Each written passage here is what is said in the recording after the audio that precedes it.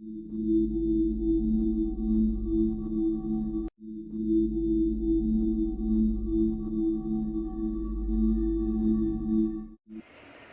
students, a very good morning to all.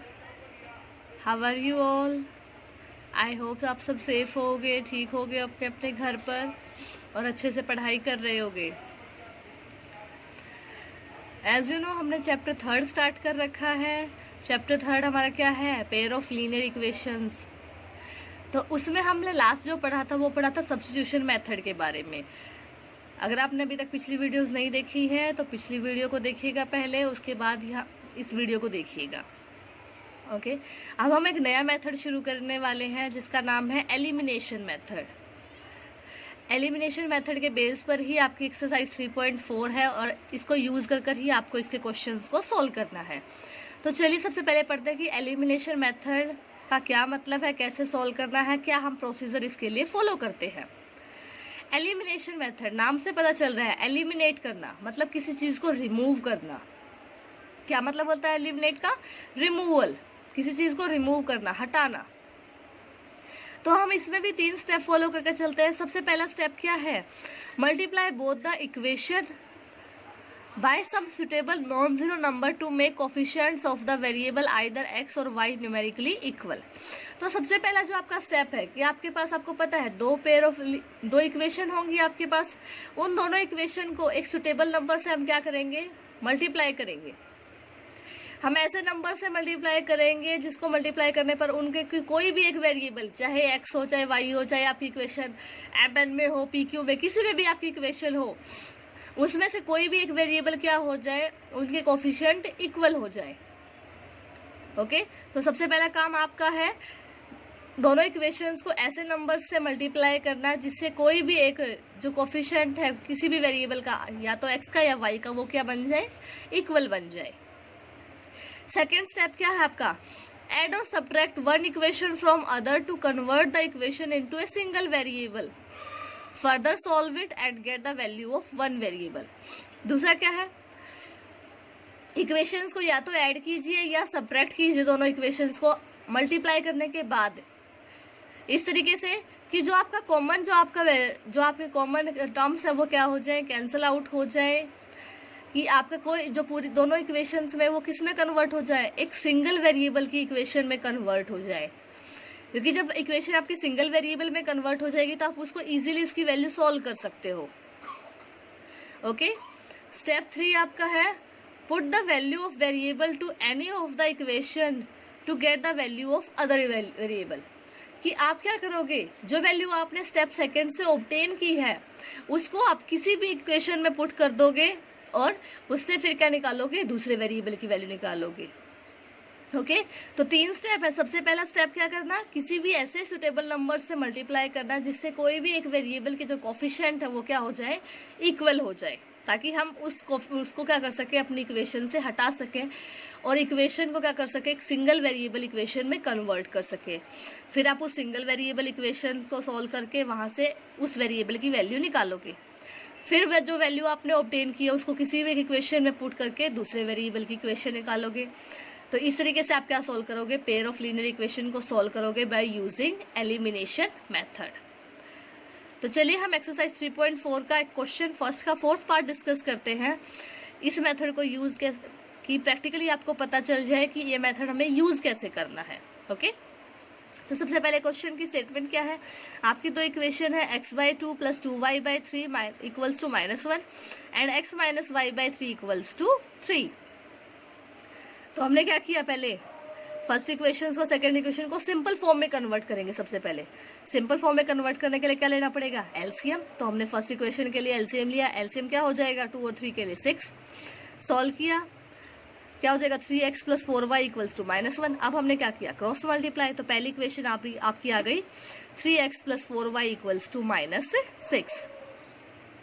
अब हम जो हमारी दूसरी इक्वेशन है x - y/3 इक्वल्स टू 3, इसको सॉल्व करेंगे। क्या हो जाएगा? 3x - y/3 equals to 3। फिर से क्या करेंगे? अब cross multiply, 3x - y equals to 9। अब आप देखोगे कि फर्स्ट और सेकंड इक्वेशन में ऑलरेडी आपके जो 3x के लिए कोफिशिएंट है वो क्या है? इक्वल है। तो हमें मल्टीप्लाई करने की जरूरत नहीं पड़ेगी। अगर आप चाहो तो मल्टीप्लाई भी कर सकते हो, आप इक्वेशन सेकंड को 4 से मल्टीप्लाई कर लो, तो आपके जो y वेरिएबल है वो क्या हो जाएगा, इक्वल हो जाएगा। आपके लिए ऑप्शनल है, आप मल्टीप्लाई करना चाहो तो मल्टीप्लाई भी कर सकते हो, नहीं मल्टीप्लाई करना चाहो तो डायरेक्ट सोल्व कर सकते हो, क्योंकि x के लिए ऑलरेडी कोफिशिएंट क्या है, इक्वल आ गई है। तो हमें क्या करना है, ऐड या सब्ट्रैक्ट करना पड़ेगा। अब आप ध्यान से देखोगे दोनों इक्वेशन में x क्या है, पॉजिटिव है। अगर हमें x को हटाना है तो एक स्टेटमेंट में हमें इक्वेशन में क्या लेना पड़ेगा, x को नेगेटिव। तो इसका मतलब हमें एक इक्वेशन में से दूसरी इक्वेशन में क्या करना पड़ेगा, सब्ट्रैक्ट। ध्यान से देखिए, हमने स्टेप सेकंड में पढ़ा था ऐड और सब्ट्रैक्ट, कि अगर हमें क्या करना पड़ेगा, हमारी नीड के अकॉर्डिंग या तो हम दोनों इक्वेशंस को ऐड करेंगे या सब्ट्रैक्ट करेंगे। अब हमारे x का जो वैल्यू है वो पॉजिटिव है दोनों में ही, तो हमें क्या करना पड़ेगा, सब्ट्रैक्ट करना पड़ेगा। अगर यहाँ हमारे 3x होता तो हम क्या करते, दोनों इक्वेशंस को ऐड करते। ओके, तो ये नहीं है हमेशा ही कि हमेशा ही हम सब्ट्रैक्ट करेंगे, डिपेंडिंग अपॉन हमारे सिंबल क्या पॉजिटिव है या नेगेटिव है हमारे वेरिएबल के लिए, उसके अकॉर्डिंग हम हमारी इक्वेशन को ऐड या सब्ट्रैक्ट करेंगे। तो हमें दोनों इक्वेशन अब क्या किया, subtracting equation 2 from equation 1, we get 3x + 4y equals to -6, तो एज इट इज है। 3x - y equals to 9 as it is रखा। जैसे ही हम नेगेटिव लेंगे तो सिंबल्स क्या हो जाएंगे, चेंज। तो 3x के आगे क्या आ जाएगा, माइनस का सिंबल। जो y नेगेटिव था वो पॉजिटिव बन जाएगा, 9 पॉजिटिव था क्या बन जाएगा, नेगेटिव। तो 3x से 3x कैंसिल, 4y + y हो जाएगा, वैल्यू विल बी 5y। -6 है, -9 है, तो वैल्यू विल बी -15। तो y is equals to -15/5। Divide किया, वैल्यू विल बी -3। तो y की वैल्यू क्या आ गई आपकी, -3। हमें एक वेरिएबल की वैल्यू मिल गई, क्योंकि हमारी इन दोनों को सोल्व करने के बाद एक सिंगल वेरिएबल में कन्वर्ट हो गई थी। सिंगल वेरिएबल को हमने सोल्व कर लिया। अब हम चलेंगे स्टेप 3 में। स्टेप 3 क्या था कि ये जो y की वैल्यू है हम किसी भी एक इक्वेशन में क्या कर देंगे, पुट कर देंगे और दूसरे वेरिएबल की वैल्यू निकाल लेंगे। तो y इक्वल्स टू -3 हमने पुट कर दिया। Putting y equals to -3 into equation first. Equation first में हमने पुट कर दिया, तो 3x + 4y था, तो y की जगह -3 इक्वल्स टू -6। 4 × -3 -12 equals to -6। -12 जैसे ही इक्वेशन की दूसरी तरफ जाएगा, minus will be converted into plus.